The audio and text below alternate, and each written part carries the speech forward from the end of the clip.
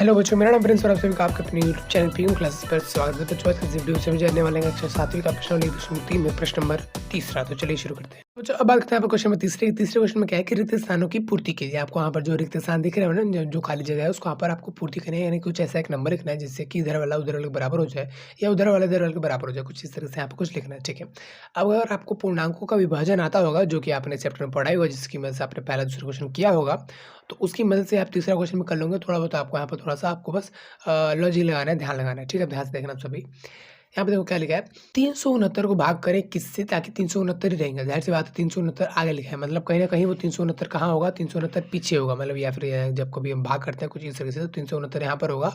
और भाग हम किससे करेंगे ताकि आंसर भी हमारा 369 ही आए, ठीक है। तो जाहिर सी बात है अगर मैं 1 से भाग करूँगा तो 1 के पहाड़ में 369 कितने पर आता है भाई, 369 पर ही आता है ना। तो कहीं न कहीं आपको समझ में आ गया हो कि अगर मैं 1 इसको 1 से भाग करूँगा तो इसको इतने पर ही आ जाएगा, ठीक है। अच्छा, अब इसको किससे भाग करूँ? इसको मैं इससे ही भाग कर दूँ, मतलब 206 को मैं 206 से ही भाग कर दूँ तो ये 1 पर ही आ जाएगा, है ना। 206 मतलब आगे, मतलब कहीं न कहीं यहाँ पर कुछ लिखा होगा, उसको मैं किससे भाग करूँ, 206 से ही भाग कर दूँ तो कहीं न कहीं 206 1 पे आ जाएगा, ठीक है। लेकिन भाई यहाँ पर क्या है, माइनस है, तो माइनस का क्या करें, यहाँ पे तो प्लस का आया था, हमारा प्लस का है, आपने तो माइनस का कुछ लिया ही नहीं। देखो भाई, मेरी बात को समझो, अभी समझा दूँगा आप सभी को। यहाँ पर लिख दिया आपने 206, ठीक है। अब यहाँ पे ध्यान से देखो, अगर इन दोनों नंबर में माइनस का होता तो माइनस से माइनस कट जाता और आपका आंसर आता प्लस का।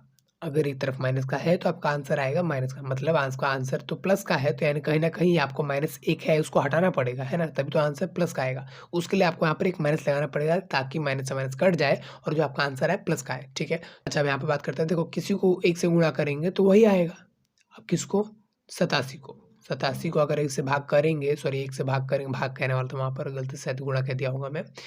तो 87 को अगर मैं 1 से भाग करूँ तो 87 के पहाड़े में 1 के पहाड़े में 87 कितने पे आता है? 87 पे आता है, ठीक है। तो इसको माइनस का कर लेते हैं क्योंकि इसमें तो कोई बदलाव कर नहीं सकते, ये तो लिखा हुआ है, इसमें कोई बदलाव कर सकते हैं और कहीं न कहीं आपको एक माइनस चाहिए ही एक तरफ। अगर दोनों तरफ माइनस होंगे यहाँ पर दोनों तरफ, तो कहीं न कहीं माइनस से माइनस कट जाएगा और आपका जो आंसर आएगा वो प्लस का आएगा। तो आपको अगर अपना माइनस का आंसर चाहिए तो कहीं न कहीं आपको एक तो कम से कम माइनस का होना ही चाहिए, ठीक है। तो उम्मीद है बच्चे आपको यहाँ पर समझ में आया होगा कि मेरी बात को मैं कहना क्या चाहता हूँ, ठीक है। अच्छा, अब आगे बात करते हैं, यहाँ पर बी पार्ट भी है, बी को किया ही मैंने सीधा सी डी, सी और ई करने लगा, ठीक है। यहाँ पर इसको देख लेते हैं। इसको मैं किससे भाग करूँ ताकि 1 आ जाए? ज़ाहिर-सी बात है 75 को यार 75 से भाग करूँगा। देखो ये सब छोटे-छोटे लेवल के क्वेश्चन है, आपको खुद से भी समझ सकते हो, है ना? आप 7वीं क्लास में पढ़ रहे हो, तो इतना तो आप कर ही सकते हो। वैसे भी चैप्टर खत्म होने वाला है, ठीक है। अच्छा, यहाँ पे देखो 75 को अगर 75 से भाग करूँ तो कहीं 75 के पहाड़े में 75 1 पर आ जाएगा, ठीक है। और देखो यहाँ पे माइनस की बात करें तो दोनों में माइनस है, दोनों में एक तरफ है माइनस, तो कहीं आपको माइनस भी उतर जाना चाहिए, तो उतरा हुआ है। यानी कि अगर मैं 75 लूँ यहाँ पर तब जाके सब कुछ ठीक हो जाएगा। अगर माइनस का 75 लूँगा तो कहीं न कहीं माइनस से माइनस कट जाएगा और आपका आंसर प्लस में आंसर है। लेकिन प्लस में तो आंसर है नहीं, तो माइनस में ही आंसर है। तो आपको माइनस बचना चाहिए, उस वजह से आप यहाँ पर माइनस का 75 ना लेके सिर्फ 75 लेंगे, ठीक है। उम्मीद है मेरी बात समझ में आई होगी, ठीक है। अब यहाँ पे देखो, अब मैं इसको किससे भाग करूँ तो ये आ जाए। अब 1 के पहाड़े में ये कितने पे आता है? यहाँ पर अभी क्वेश्चन किया था तो वो इसी पर आता है, तो मैं इसको 1 से भाग करूँगा। ध्यान रहे आंसर जो है वो माइनस का 87 नहीं है, प्लस का 87 है, मतलब कहीं न कहीं माइनस कट जाएगा, खत्म हो जाएगा या होगा ही नहीं, ठीक है। तो माइनस काटने के लिए क्या करूँगा, एक और मैं माइनस का 1 के साथ गुणा करूँगा, भाग करूँगा, ताकि 1 को 87 से भाग करूँ तो 87 आ जाएगा, बाकी माइनस से माइनस कट जाए, है ना? तो माइनस का 1 लूँगा मैं, ठीक है। अच्छा, अब f कर लेते हैं। f किस क्या होगा कि यहाँ पर क्या होना चाहिए, मान लो यहाँ पर 48 होगा, तो 48 के बारे में 48 कितने पर आता? 1 पर, ठीक है। मानते हो बात? बड़ा सिंपल है यार, मैं 48 के पहाड़े में 48 कितने पर आता है? 1 पर आता, 1 आ जाता आंसर। यहाँ पर क्या है, माइनस का है, यानी कहीं न कहीं माइनस से लाना पड़ेगा। तो इन दोनों में से एक भी माइनस हुआ ना तो आपके आंसर में माइनस आता है, इतना तो आपको पता ही है ना? तो इन दोनों में से एक किस होगा, जिसको माइनस का कर दूँगा? नहीं, इसमें हम कोई चेंज या कोई बदलाव नहीं कर सकते। इसमें ही हमें करना होगा, यानी कि हमको माइनस का 48 चाहिए होगा ताकि हम इसको इससे भाग करें तो माइनस का 1 आए, ठीक है। अच्छा, अब इसकी बात करते हैं तो भाई 2 20 को मैं किससे भाग करूँ ताकि 2 आ जाए?